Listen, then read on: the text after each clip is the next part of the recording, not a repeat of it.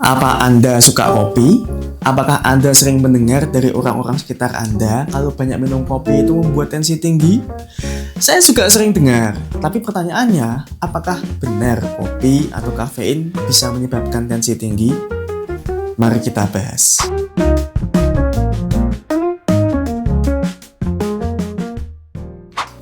Jika Anda ingin langsung tahu jawabannya, ternyata masih kontroversial efek kopi terhadap tensi kita. Dan itulah yang akan kita diskusikan. Kafein adalah suatu stimulan yang bisa ditemukan di berbagai macam makanan seperti biji kopi, daun teh, dan lain-lain. Kopi adalah cara yang paling sering kita konsumsi kafein, sehingga kopi ini sering diteliti. Ternyata sejauh ini efeknya masih kontroversial, alias ada yang bilang bagus, ada yang bilang kurang bagus. Tapi singkatnya masih belum mantap sebaiknya dikonsumsi atau tidak kopi ini. Walau begitu, sejauh ini penelitian yang ada lebih condong ke arah kopi itu efeknya bermanfaat dibandingkan tidak. Di suatu artikel, Dr. Greg Marcus, yaitu kepala bidang ilmu jantung di Universitas California, bilang kopi secara umum tidak berpengaruh buruk terhadap kesehatan, di mana di penelitian justru menemukan kopi bisa menurunkan kemungkinan penyakit kronis seperti penyakit jantung, diabetes, penyakit Parkinson, dan beberapa kanker. Itu bila kopi dikonsumsi dalam jumlah sedang, yaitu sekitar 2 cangkir setiap harinya. Tetapi bila dikatakan bila konsumsi kopi bisa 12 cangkir lebih dalam sehari, maka efeknya justru jelek pada jantung, meningkatkan tensi dan membuat gelisah. Ya logis saja ya, soalnya ya 12 kopi dalam sehari itu kebanyakan. Nah, memang efek kopi ini tercerminkan di penelitian. Dari penelitian di Polandia ditemukan bahwa mengkonsumsi kopi secara rutin ditemukan tidak meningkatkan risiko hipertensi. Penelitian dari European Society of Hypertension menemukan bahwa kopi mempunyai pressure pada tekanan darah, tapi efek jangka panjangnya baik untuk kesehatan jantung.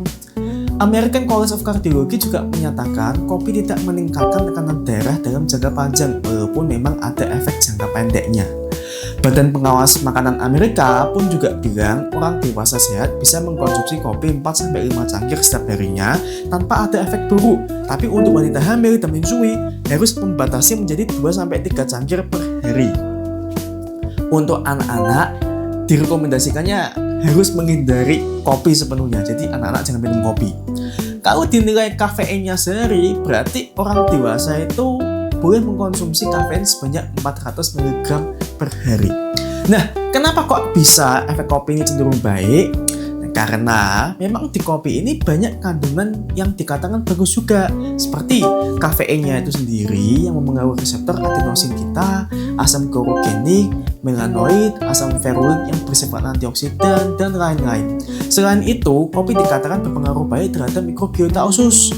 Walau patut perhatikan, respon kafein terhadap orang itu bisa berbeda-beda. Karena bisa saja tubuh seseorang itu bisa toleran terhadap kafein sehingga efek peningkatan darahnya tidak terlalu terasa. Mungkin di orang lain efeknya itu bisa berbeda lagi. Patut juga diperhatikan selain kafein, di dalam kopi itu ditambahkan apa lagi? Gula misalnya. Bila terlalu banyak gula di dalam kopinya, ya sama saja meningkatkan risiko diabetes dan efeknya tidak terlalu baik. Tapi dari semua itu, sekarang kesimpulan apa yang bisa kita ambil?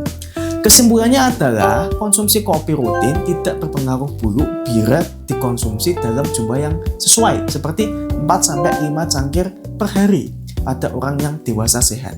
Dan justru konsumsi rutin ini efeknya cenderung baik terhadap kesehatan jantung kita dan lainnya. Tapi kalau Anda konsumsi kopinya terlalu banyak, nanti efeknya juga tidak baik. Dan juga efek kopi ini bisa saja berbeda tergantung tubuh orang masing-masing. Maka silahkan bagi Anda pecinta kopi, nikmatilah seduhan kopi hangat atau dingin beberapa cangkir sehari. Tidak perlu takut bisa menaikkan tensi, justru harapannya kopi ini baik untuk kesehatan kita. Jadi begitu saja yang bisa saya sampaikan. Semoga Anda selalu sehat dan sampai jumpa di video berikutnya.